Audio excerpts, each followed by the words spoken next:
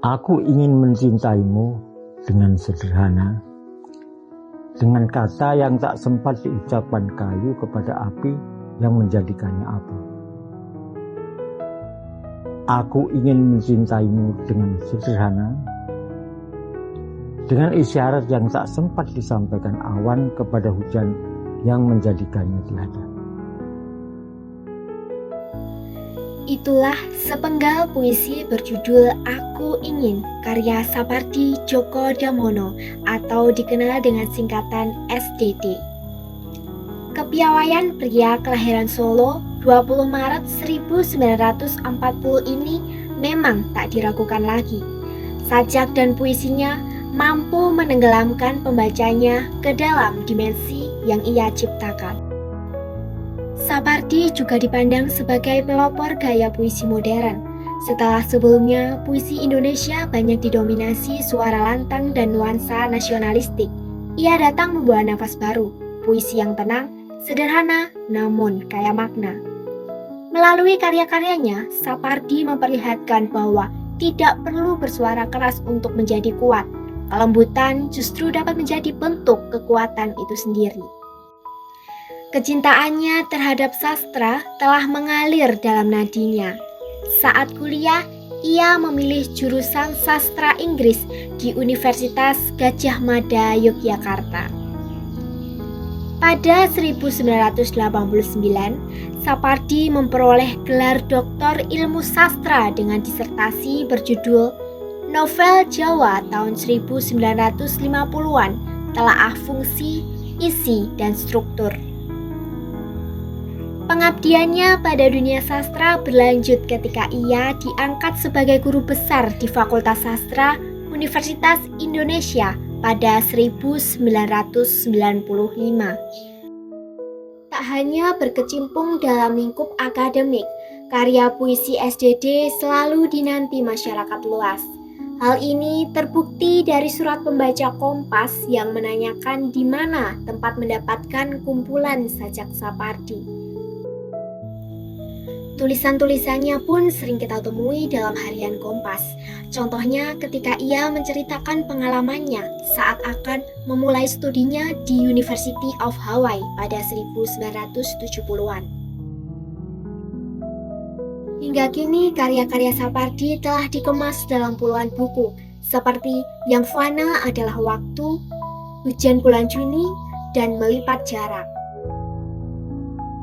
Penghargaan demi penghargaan telah ia terima, baik dari dalam negeri maupun luar negeri. Sebagai calon pendidik bahasa dan sastra Indonesia, saya melihat Sapardi bukan hanya sebagai penyair terkenal saja, tetapi sebagai sosok yang bisa bikin sastra itu menjadi lebih dekat dengan pembaca dan juga dengan siswa. Karyanya sederhana tetapi memiliki kedalaman yang bisa dirasakan oleh siapapun. Puisi-puisinya juga seolah menjadi pintu masuk yang hangat bagi siapapun yang belum mengenal tentang dunia sastra. Dari beliau saya juga belajar bahwa mengajar sastra bukan soal paksaan terhadap teori, tetapi mengajak mereka untuk menikmati keindahan dalam berbahasa.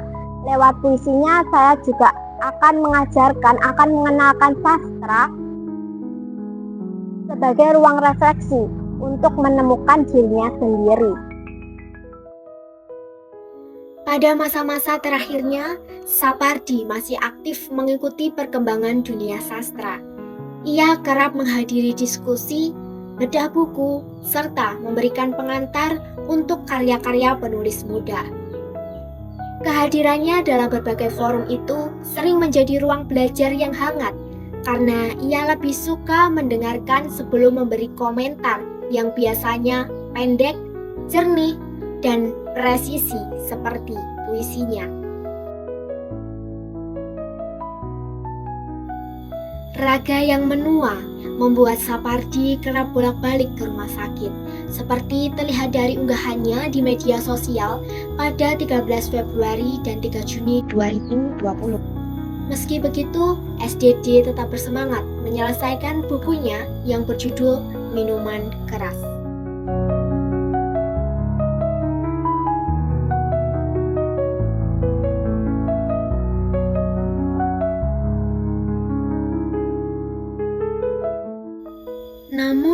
manusia hanya bisa berkehendak.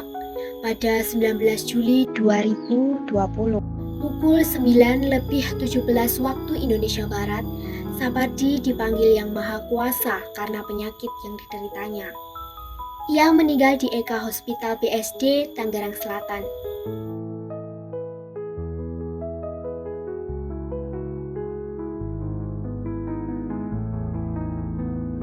Sapardi Djoko Damono memang telah tiada, tetapi kehadirannya akan selalu terasa melalui karya-karyanya.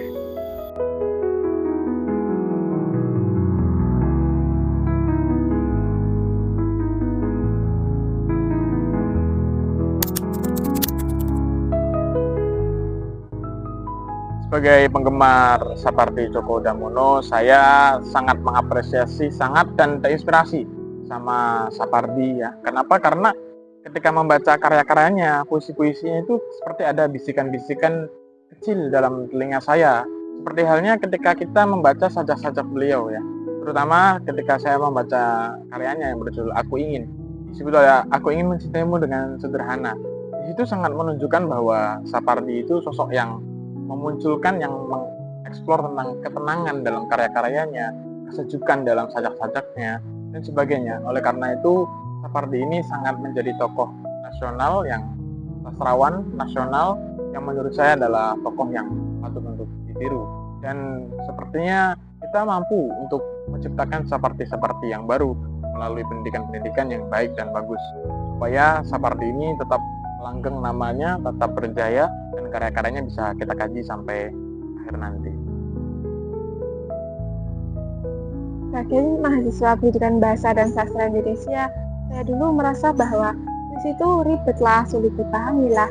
Rasanya harus mempelajari banyak istilah dan konsep terlebih dahulu sebelum dapat memahami dari isi puisi. Tetapi setelah saya membaca puisi-puisi dari Sapardi, pandangan saya mulai berubah. Beliau menggunakan bahasa yang sederhana, tenang, tapi setiap kata terasa menyentuh.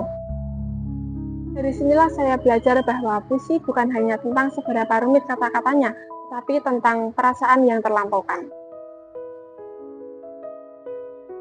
Menurut saya, karya-karya Sapardi Djoko Damono ini adalah sebuah panduan belajar untuk kita lebih peka terhadap bahasa. Di dalam kelas, kami sering membahas tentang simbol, majas, teori-teori sastra, dan teknik-teknik sastra lainnya. Akan tapi, ketika membaca puisi Sapardi, kami merasa bahwa karya tersebut lebih hidup dari biasanya. Saya selalu kagum dengan Sapardi yang selalu menampilkan hal-hal yang biasa seperti rindu, waktu, dan hujan yang menimbulkan kesan yang mendalam. Rasanya beliau mengajarkan secara langsung kepekaan bahasa tanpa harus secara hadir dan menggurui. Dengan karya-karyanya, saya belajar mengenai menghargai setiap makna dan detail yang ada dalam kata-kata yang tersembunyi. Dan saya yakin bahwa sastra menjadi ruang belajar yang hangat dan penuh inspirasi. Saya pribadi bukan orang yang mengerti sastra, jadi saya tidak biasa membaca puisi. Tetapi saya pernah membaca puisinya Sapardi Djoko Damono yang berjudul Hujan Bulan Juni. Nah, saya langsung suka karena bahasa yang digunakan itu sangat sederhana dan mudah dipahami. Puisinya membuat saya berhenti sejenak dan benar-benar bisa merasakan sesuatu, bukan hanya membaca kata-kata. Sebagai orang yang tidak mengerti mengenai puisi, saya bisa merasakan apa maksud dan perasaan yang ingin disampaikan. Menurut saya, Sapardi telah berhasil membuat puisinya terasa lebih hidup dan dekat, bahkan untuk orang-orang yang tidak mengerti sastra ataupun untuk orang-orang yang tidak biasa membaca puisi.